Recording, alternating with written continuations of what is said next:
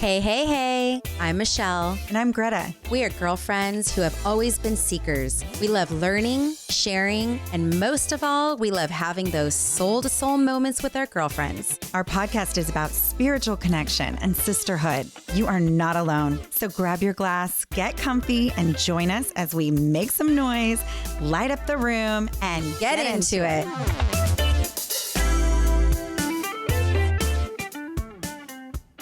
Oh my gosh, so excited today. We have a dear friend, Kim Curtis, that's here to talk to us about some really cool things that she's doing.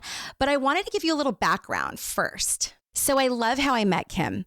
My husband actually had invited me to go to a Christian church. The very first people he introduced me to were Kim and her husband. And this chick comes out and she's got tattoos. And I don't even remember what you were wearing, but it was a little bit edgy. I was like, okay, I might be able to do this. And I will tell you, shortly after we met, we went out, we had some drinks, we played some cards. We were doing all these fun things together. And then Eddie approached me and said, we're going to do a Bible study group. And Kim and Daniel are part of this. And because you guys were a part of that, that was the only reason why I was like, I'm in. I'm totally down for this, because you guys were so welcoming and loving, but there was that edgy part of who you are. There was this attraction that you and Daniel brought with you that was like, oh my gosh, whatever they're doing, this seems so fun and awesome. I want to be part of that too. And it completely shifted my own judgments and stigmas around what I thought Christianity was all about. So with that said, I just felt it was important to kind of share a little bit of that history because you've been on a major spiritual journey. And actually, you and I, when we first met, we went out, we drank, we had some partying times together.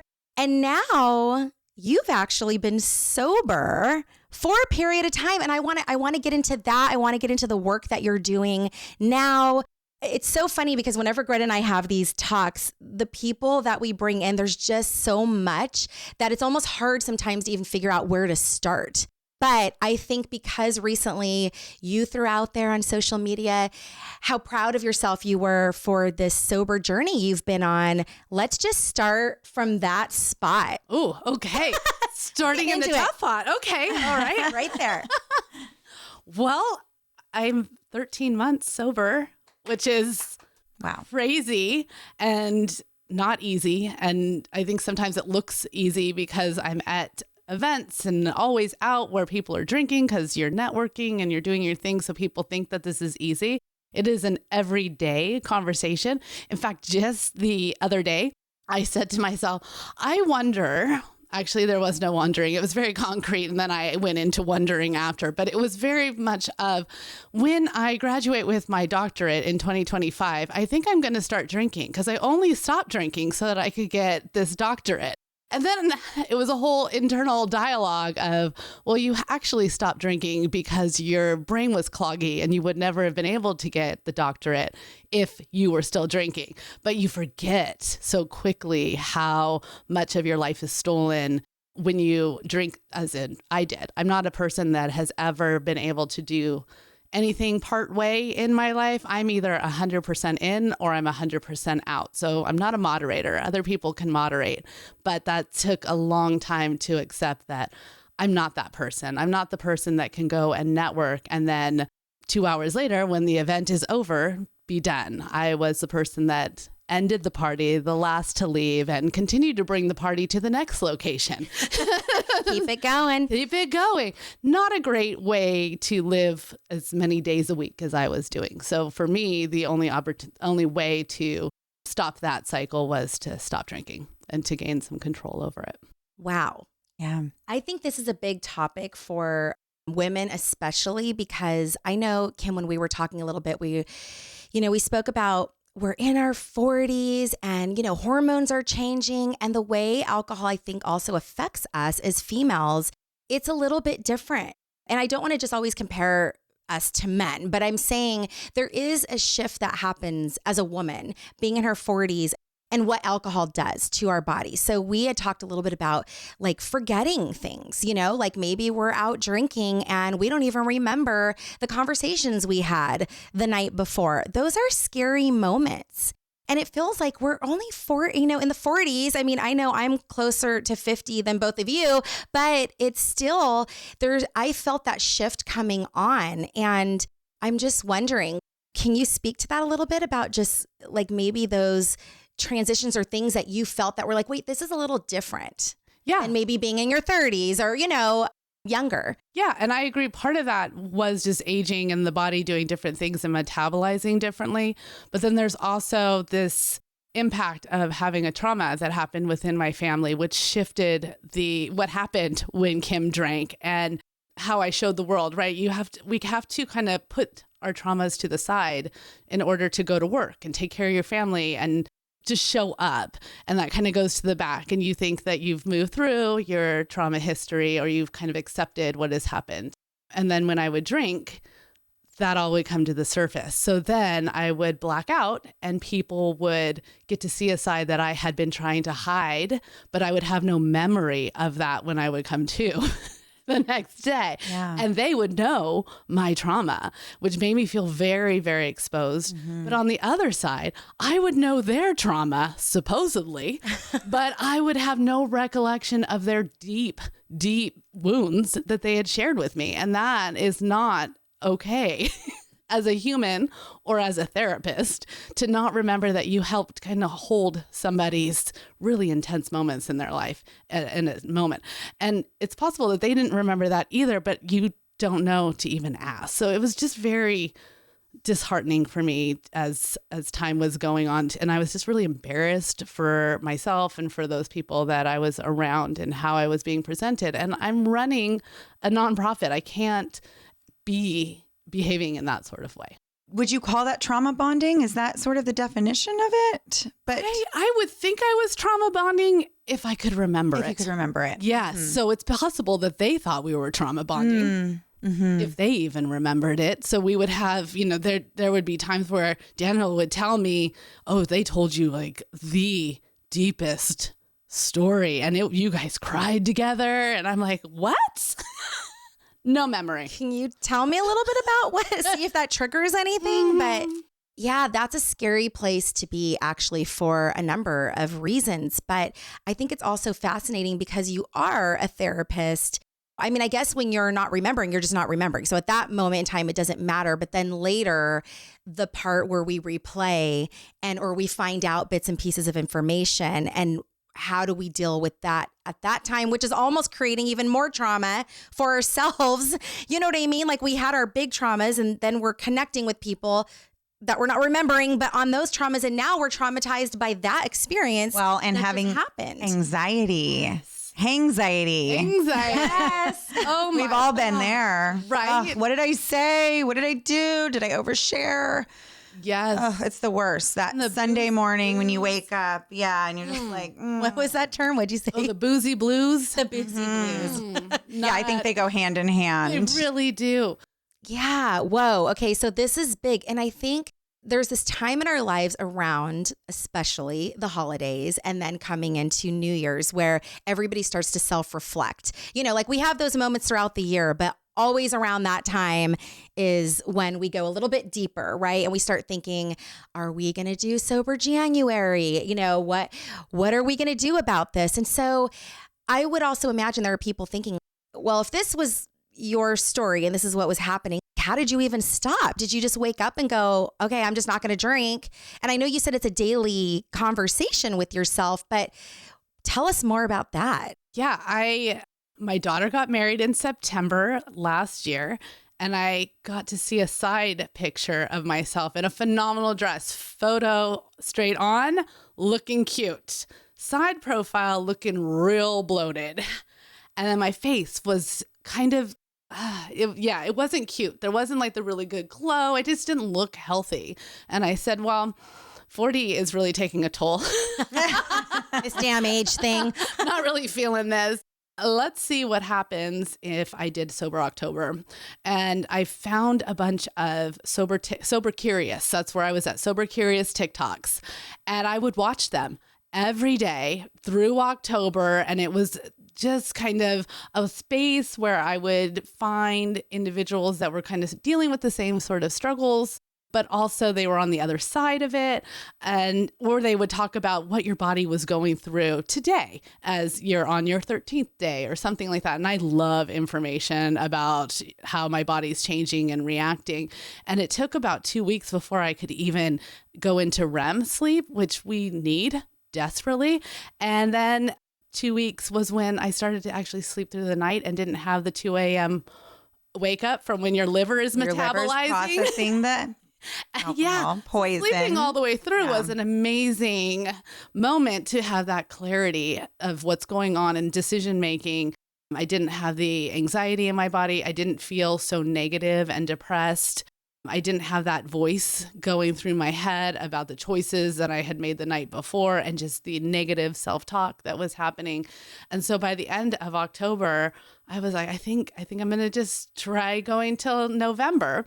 And that was when we were going to Cabo. So I said, if you can do Cabo, then we've got a handle on this. So we pushed into going to Cabo for the week. It was the first time. Daniel and I have gone to Cabo every year since we were about our third year. So probably 15 years. That was the first sunrise I had ever seen because I was usually waking up from a good tequila night.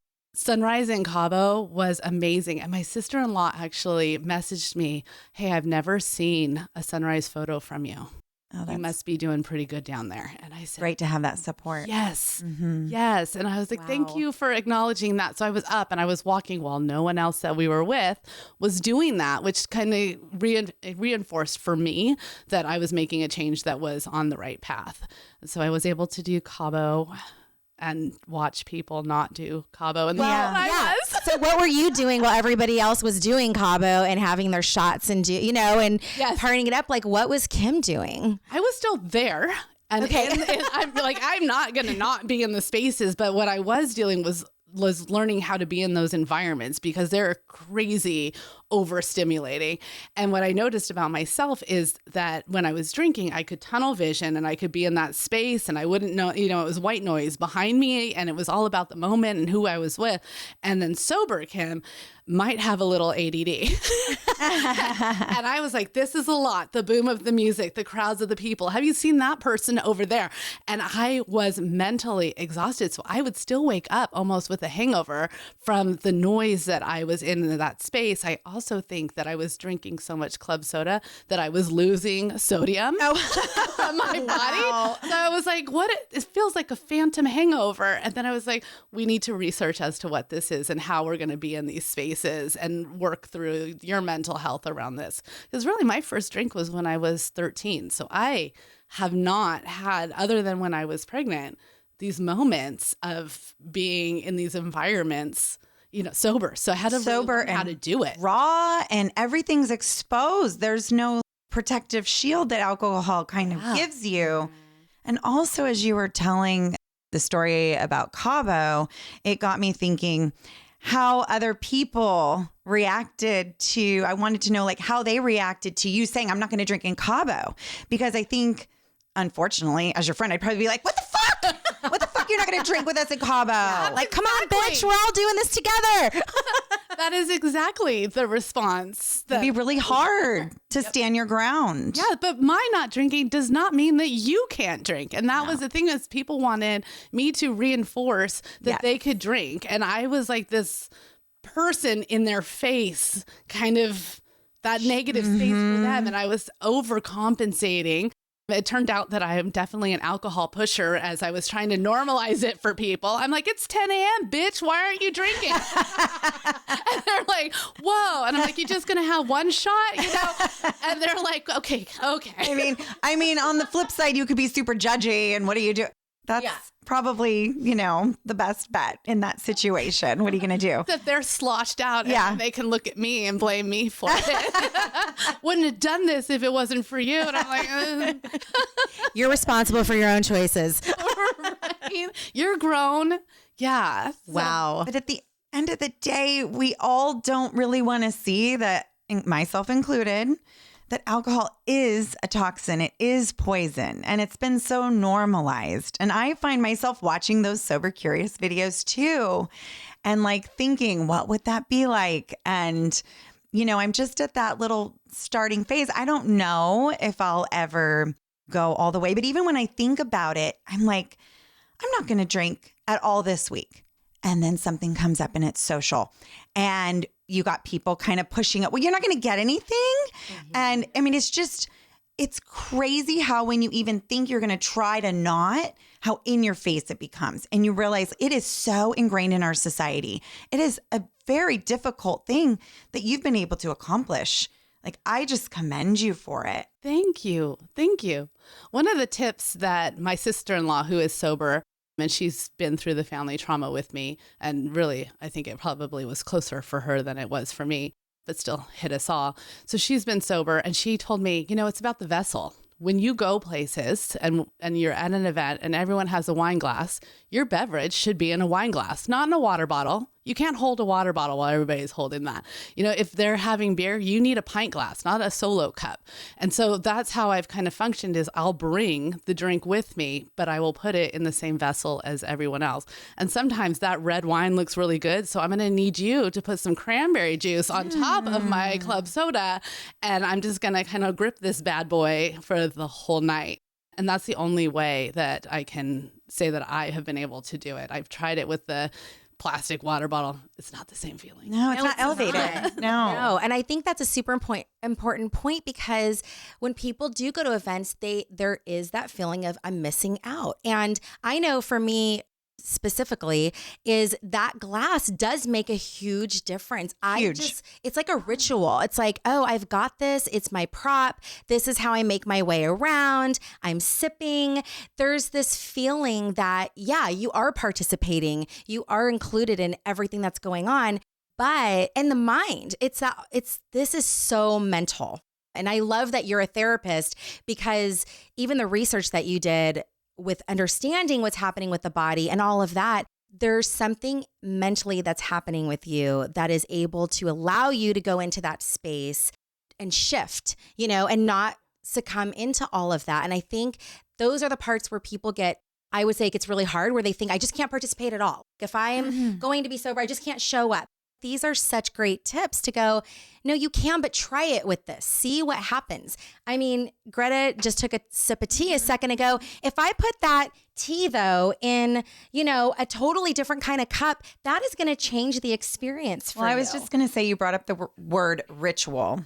And as I was sipping the tea, I thought about how much I adore my coffee in the morning. And I mean, really, I prefer coffee over anything else, but really any kind of hot liquid and the steam coming up your face. And it is such a ritual. And we do that with alcohol too. And my sister-in-law was great one time. It really isn't even about so much what's in the glass. And sometimes even when I am drinking, wine tasting, whatever it may be, she had me put water in my wine glass. And then it got me to drink water in between the wine tastings or whatever. And I realized, gosh, I was just thirsty. I didn't even want the wine. Right. And I wouldn't have drank the water out of the plastic cup, the Dixie cup they had at the winery. But for some reason, in that wine glass, I was sucking that water down. Yes. And that's what you're speaking about. That's what I'm validating, is that there is something on that level that just changes the whole experience. So I love that, how creative you even got, where it's like, oh, well, if it's the red wine, give me the cranberry juice. Yeah. Whatever we can do to kind of psych ourselves out. And the water in between. I mean, even if you're not choosing to go completely sober, I think there's a lot you can even take from this conversation about how you can, how you can change, things up a little bit. So I love that you're sharing all that. Thank you. And I will say, I feel like it's gotten, for me personally, more out of hand as I've gotten older. I think when I was younger, I would hear my mom's voice in my head going, you better mix in a water. You've had 2 drinks, got to have a water, and then you can drink another drink. And as I've gotten older, it's kind of like those things have just gone out the window. And, Yeah, the hangovers are brutal in your 40s. They're not, I can have like 3 glasses of wine and feel horrible the next day. And and not actually like sick, but just drained and tired. And I don't get anything done. Mm-hmm. And but that's also, a yucky feeling. The extra water makes you pee more. And I think as we get older, there's also that issue that we can't dismiss is that, okay, the more liquids I'm consuming, the more I have to run to the bathroom. And that's a like legit concern. Absolutely.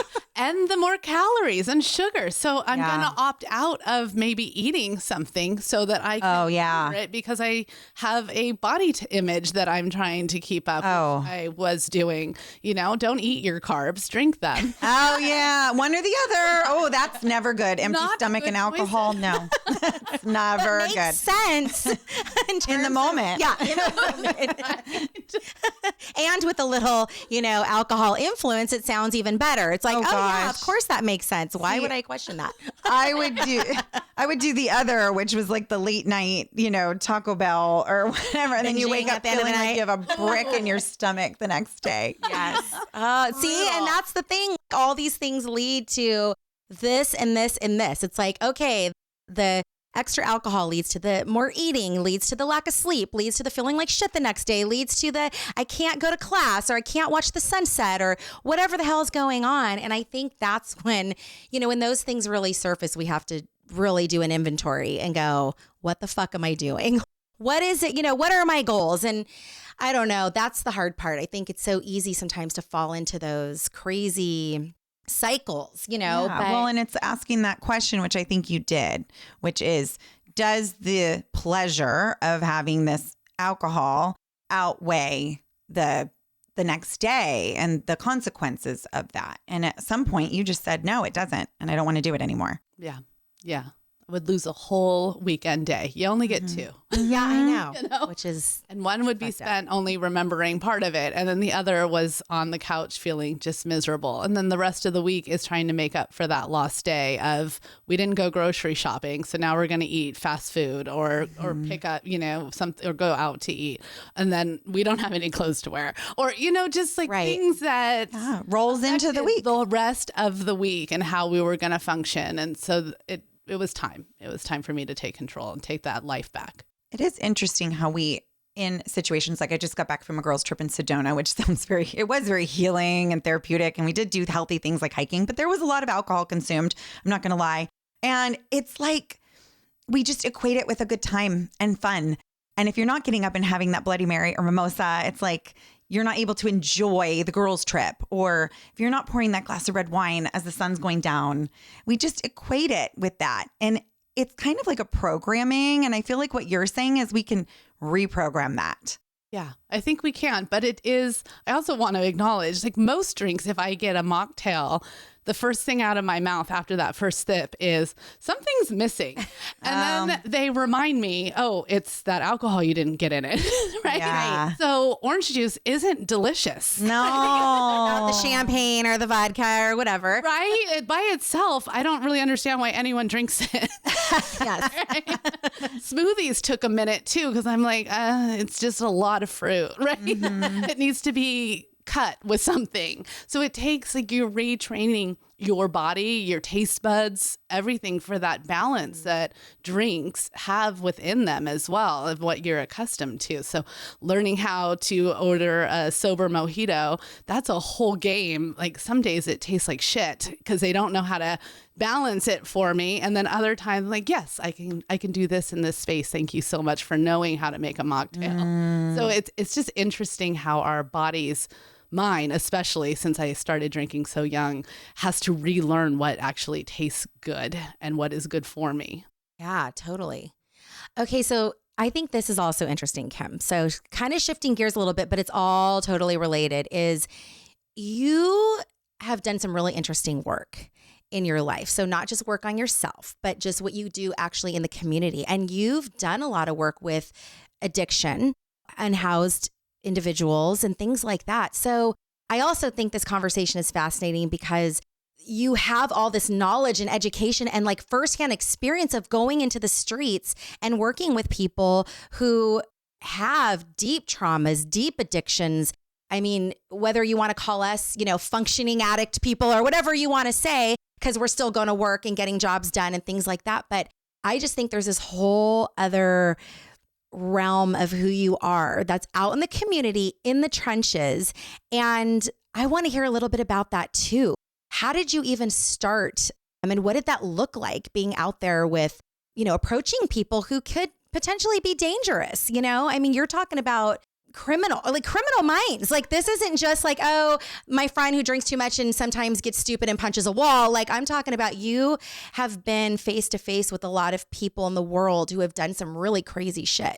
Just get into what it's like or how you even started on this track. Sure. You want the whole story? I want the whole love that story. Yes. All right. Well, I mentioned that I started drinking at 13. Also, at age 13, I was sent to the school for modeling, Barbizon. Yes. Oh, I wanted to do that. You all remember the commercials? Yes. So good. And so I would have to go over to San Francisco and get off at the Powell Street BART station and then walk myself up to where the 4 Square, I don't know, the fancy place up Powell Street where the mall is and all the things. Union Square? Yes, Union Square. I'm like the Squarespace. That was clear. I gotcha. That was super clear. And so on those streets right now, much more severe, but even back at that time, there was a lot of unsheltered individuals that were living out there. Some of them were around my same age at 13, 14. Some of them were older. A lot of them had the cool jean jacket with the anarchy symbol and all that. And I am a cop's daughter. So I loved anarchy symbols. Yes. And so on my path and my way to there, I would always stop to talk and wanted to really understand. I just felt like they were so free and they just could live their life very rogue and adventurous and go do whatever they wanted to do without society's control, right? So from that, I quickly learned that sometimes being unsheltered is better than their home life and the experiences that they were having there with either step parents or actually blood parents making really terrible decisions and breaking human beings. Right. So I learned that very early on. And as much as I tried to do anything other in a career choice, it continuously went back to working with the unsheltered individuals. And I just adore them. There's so much more than just that homeless person.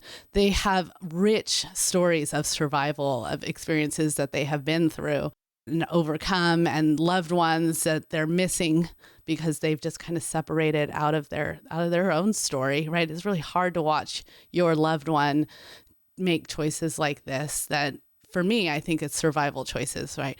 And I'll say it about myself as well, that when we choose to use a substance that alters our mind, we're doing it because there's a benefit of some sort to ourselves. Like, we're either numb or we're escaping or we're keeping our mind super busy so that we don't have to think about what's going on or what things that we need to help coping with.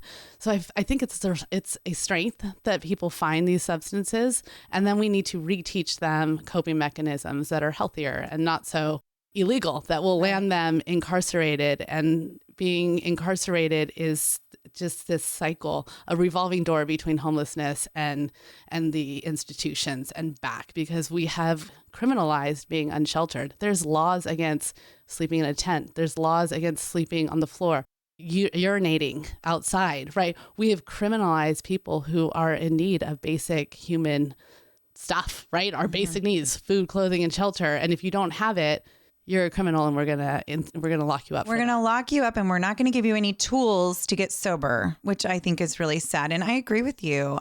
Having a father who succumbed to drug addiction, I realized I eventually learned compassion for him after years and doing my own research that, yeah, he was hurting. He had a horrible childhood, and he was basically self-medicating and continued to do so into his adult life, and then eventually passed away.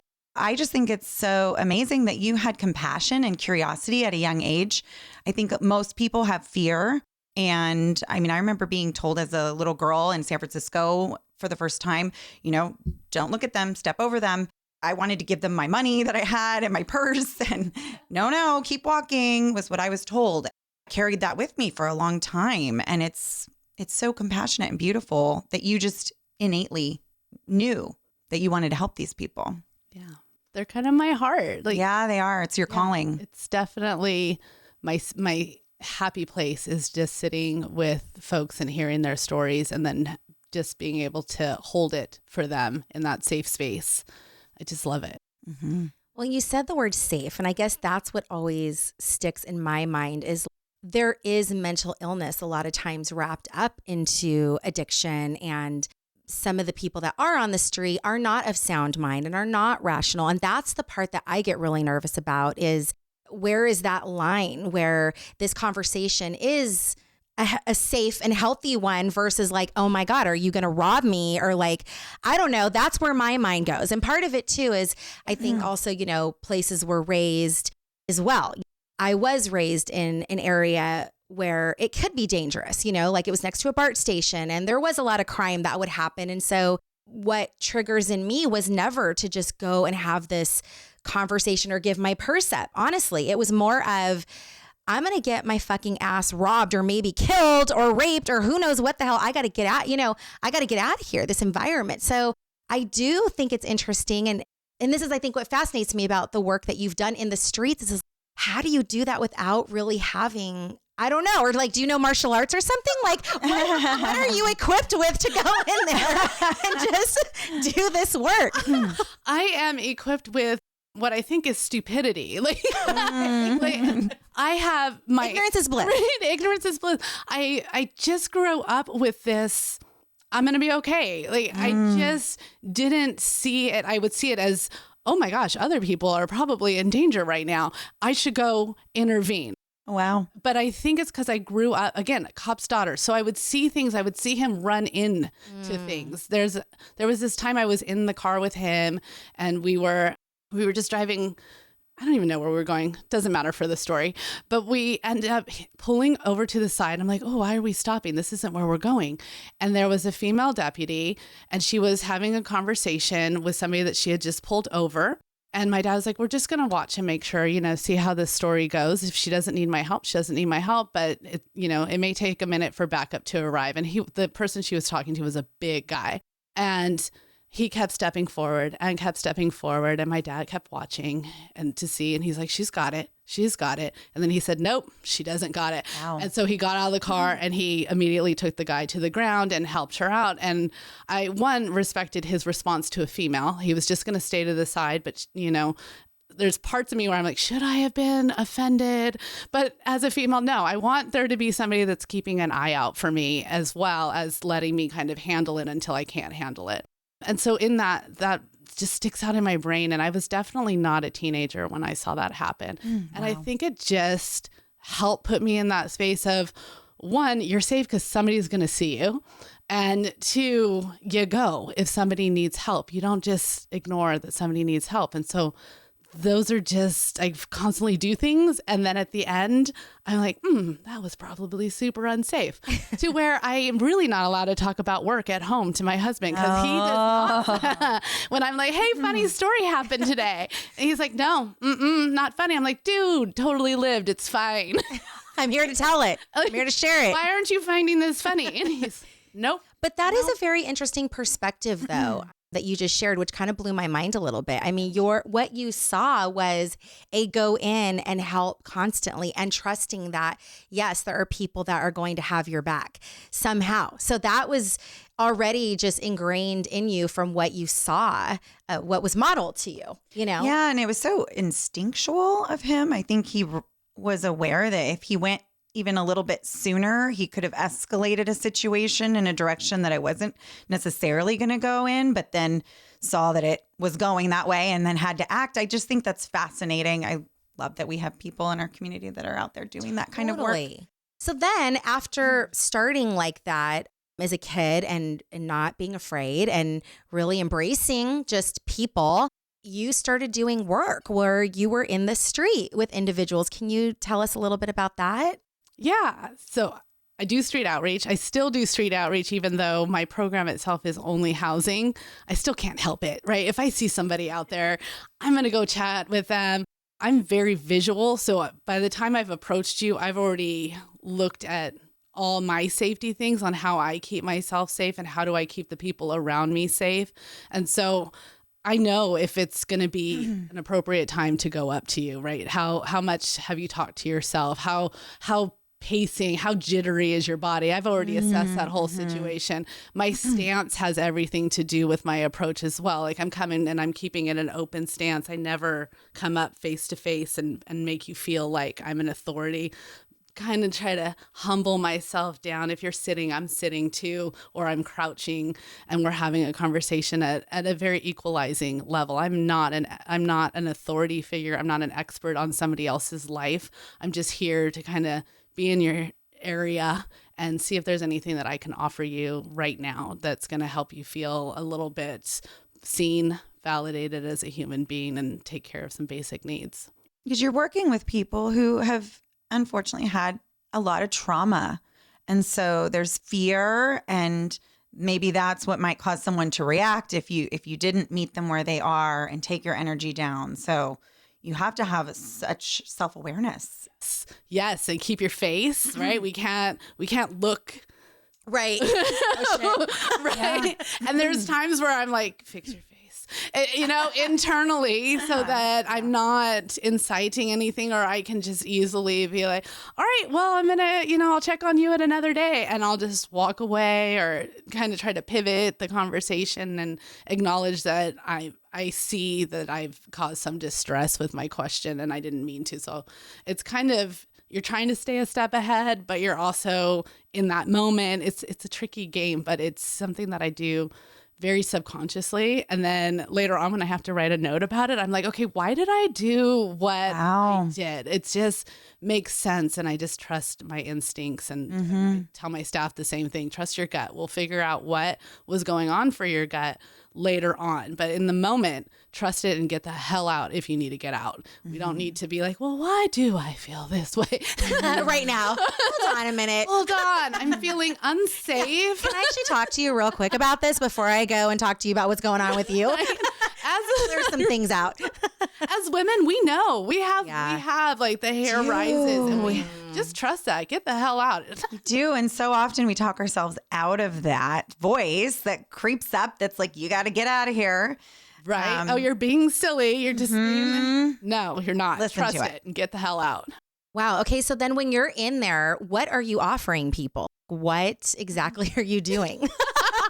Are you just like, hey, you want a cup of coffee? Have a nice day. Like, what are you doing?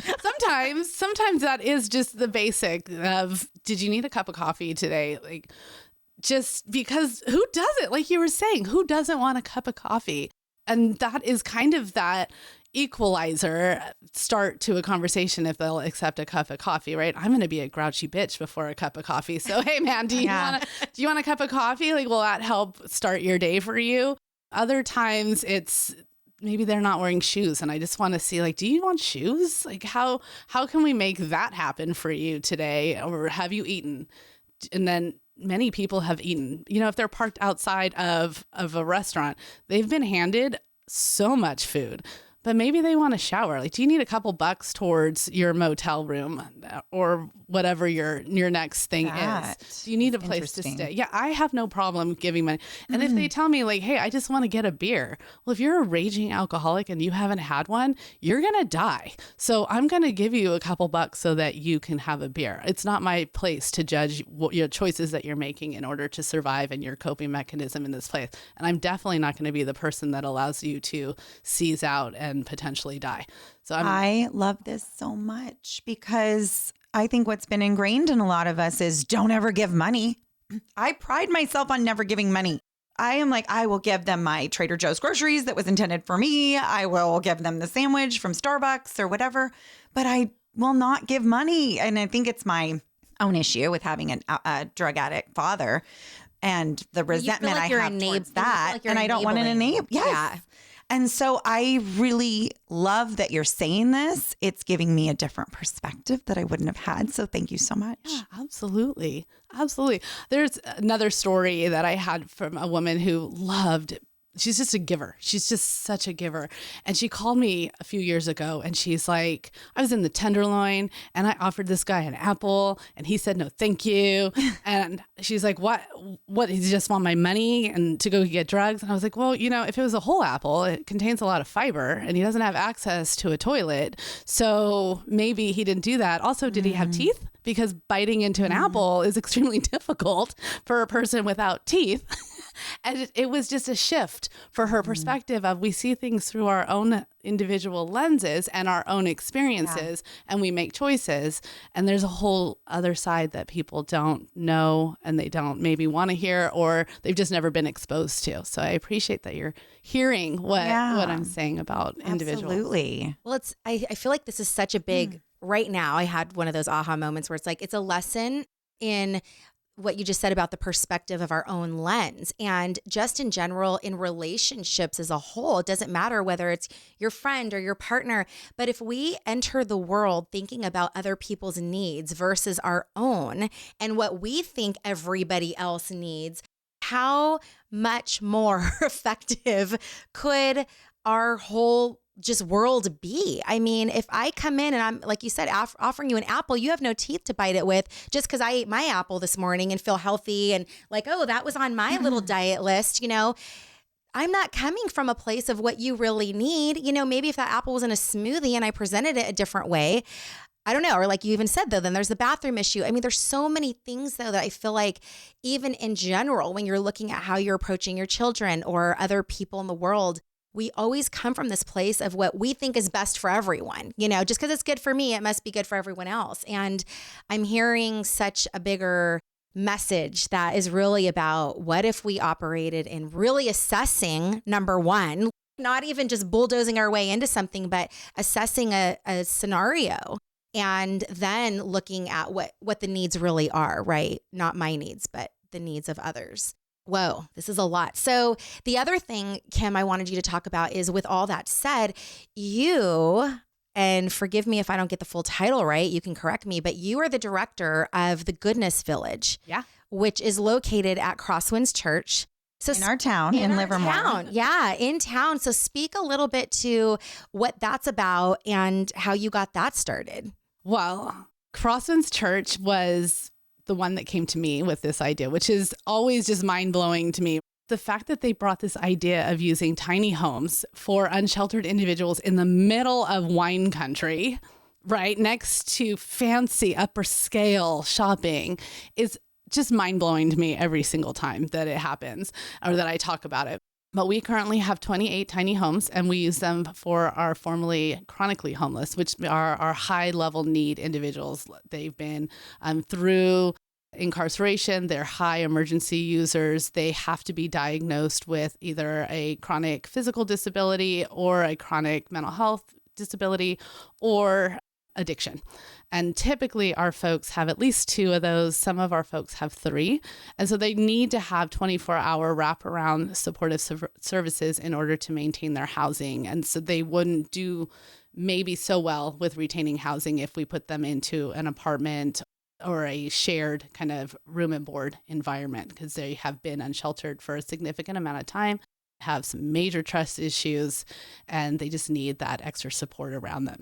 We've been open since 2021. 64% of our folks are still with us that joined us originally, which is huge with that population, because they typically, I hate the word fail. Our system was not created for individuals like they go through a lot of transitions. They do, yeah. And there's not a lot of housing. I was just writing a paper. The United States has a deficit of 7 million homes right now. That is ridiculous. And we have a problem, right? So we're bringing people into shelters or 18-month programs, but there's nowhere for them to go.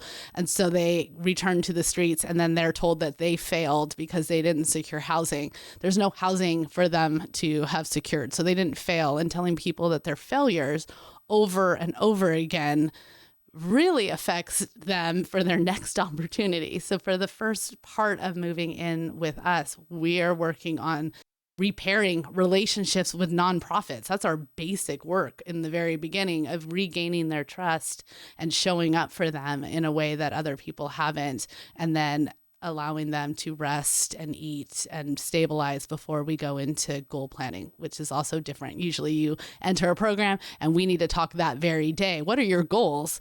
You don't know your goals. You've been in survival mode forever. You haven't slept. Your goal is to sleep and eat. Sometimes they tell me, my goal is to die here. And I'm like, well, I think we can get a little more creative with that. I'm love it. But we're going to write that as your goal is to retain housing here. And then when you've slept, ate, and feel like you can trust me a little bit more, we'll explore further as to what does that actually look like. And also, if you do want to die here, what does that look like? Like, who's going to be here with you? So are we talking about family reunification? Are we talking about maybe finding a loved one for the time that you're here? Like, how do you want to live before you die? And also, when you do die, what do you want your memorial to look like? And how do we create that? Because you do have ownership over something. And when we start having those conversations, we kind of put them back into their own body. Yeah. I was just thinking as you were saying this, if you've been living on the streets for years, you're not having those reflective thoughts. And so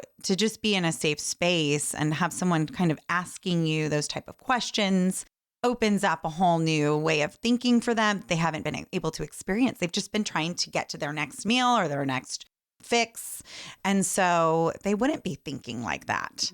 No. So we're trying really to give them back control, right? And once you have control, kind of the reason I stopped drinking is to get my own control back so that you can go into your next leg of your life in a different sort of way. So we're intentional. Yeah. Because other nonprofits, I think, and definitely other housing programs, they're coming in as I'm the best expert. I'm in control. Let me tell you what you're going to do now. And so everything that they've been through has been stripping them of their identity for years. And we're trying to put it back into them so that they make the choices. Wow. I'm sure you get some backlash from people that are fearful about what this could do to the community. You describe the community and the type of experience maybe people that live here are expecting to get out of this area, and homeless shelter is not one of them. So true story.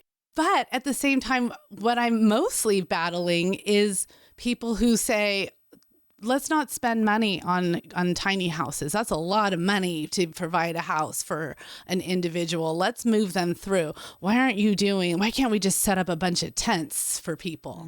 And then we can build a fence around that and we can make that your program. And I'm like, whoa, that's definitely not the plan. No, not sanitary. Right. It causes a whole lot of other problems. It's not a campsite. No, we're not that. We're about dignified housing. And so mostly I'm battling that. And also our society really values production and work and the idea of, okay, so you gave them 4 walls. So when are they going to be working and then go pay for basic market rent and make room for the next person?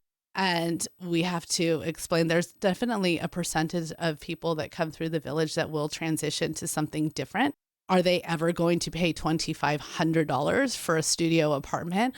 No, right? I mean, where's that coming from in this area? So that's kind of one of our battles that we're up against. And then really explaining that the people we have are higher level of need and that they need a permanent place. There's not another place for them to go. So I don't need to move people on. I need more houses to help more people that are needing this level of care. And you have some pretty strict guidelines with the people that you help too. I mean, it's not just any and everybody can come in and move in and live there. There's rules that are enforced. And when you were explaining it to us before, it sounded almost like a parental, but in a loving way. Yeah, that's very true. We're very, very low barrier and really high support. So when we brought folks in, we knew that they were going to have some problems, maybe agreeing with the rules or maybe participating in the rules, right? I can tell you, yeah, I love all these rules and I might still love them while I struggle to adhere to them. And so that doesn't mean that I'm going to return you to homelessness when I knew that you entered the village in that space, right? I knew you were a smoker when I brought you in, and then my houses are non-smoking. I'm not sending you back to homelessness with that experience. I am, however, going to continuously encourage you to smoke in the smoking area and let's make good decisions and let's talk about your health and other things like that. So those are there are rules that are there, but at the same time, I'm not going to send you back to homelessness unless you create an unsafe village for yourself or for somebody else. And even yourself is a little, gray. Everything is gray area. It really depends on, are you being blatantly rude because that's just who you're going to be and you don't respect anything in the village? Or are you blatantly rude because you're testing my boundaries and you're testing what happens if I do this? Are you going to assault me if I do this? Will you kick me out if I do this?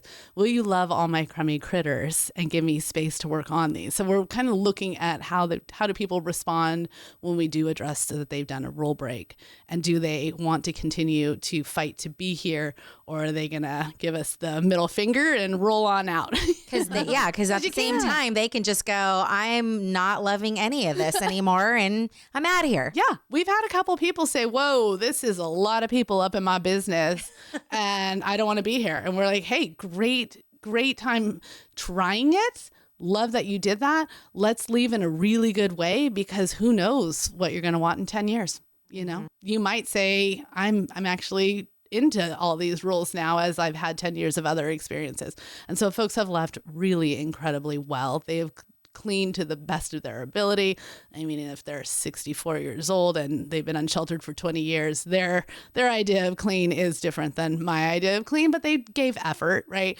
And so no one has left in a bad way that they can't return to the village in the future. So that's a testimony, I think, to my staff. That's not a testimony to four walls. That is, hey, I want to leave this in a respectful manner because the people that have been here, even though I didn't like it, have treated me really well in that space. So I think my staff is amazing. I think the neighbors that live there are amazing. I'm just really happy with how the village is going.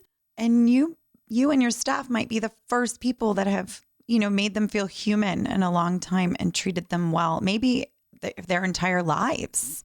You just, as you're speaking about this, and I think this is what people need to remember when, they're getting upset about, like, well, I don't want this near me. These people used to be children that maybe were molested, and their home, like you were saying, was not a safe place to be, or they were beaten or verbally abused, who knows what, or just neglected, had no love, had nobody looking out for them. And there's a lot of reasons why people turn to drugs. I love hearing you speak on this because you continue to remind me to just have compassion and remember that we're all humans on this earth experience. And it's like, how can we show up for fellow humans? And you're really showing the fuck up, girl. You really are. Thank you. Oh, so we're running out of time, my friends. But yes, I just think, Kim, like coming from the background, I mean, even thinking about how you grew up with a cop father, and then just the compassion that you've always had in your heart and this desire to help human beings on the planet. I just think it's so incredible what you're doing. And I'm so blessed to have you sit in this space today and share this with us. And I think if people want to know more about what it is that you're doing, is there a way to kind of get in touch with you or the organization, or, because there might be people listening to this that go, how can I help? Like, what? Because I'm even sitting here and I was a little bit resistant to this whole project. I'm going to be honest. But now that I know more about it and I'm hearing it firsthand from you, I'm also hearing what we talked about with the institutional system and how that doesn't work. And so clearly something has to be different. What can we be doing to support this? Because this sounds like it's such a great way to rehabilitate people, to bring them into a community. It's called you're calling it a village. They are really getting that sense of belonging. So just for our listeners, and we can also post it, but how can people hear more about this? We just launched a podcast as well. Yay! So people can hear stories. It's called The Good Pod. It's everywhere, apparently. I'm not technology. On all the platforms. But it's on the platforms, and yeah, you can find it, The Good Pod. Also our website, which is gvlivermore.org. And then they can always email info@gvlivermore.org. We're always looking for folks to engage in the village. And what I've explained to individuals is when people volunteer for us and come into the village, you do a therapy that is unattainable by any paid staff member. right? As the neighbors know that we love and we care about them and that we will do anything that they need in order, within reason, in order for them to continue on their wellness journey. But when someone comes unpaid to spend time with them and invest in them, that's just a different space of recovery. So we love when people come out to the village. Wow. We'll put all this information in the show notes so it's accessible to our listeners. Thank you so much for coming. Thank you. Thank you for tuning in to today's episode. If you liked what you heard and we're your girls, please share and add a review on iTunes so we can continue to grow our circle. You can also find us on Instagram and TikTok at That's My Girl Podcast.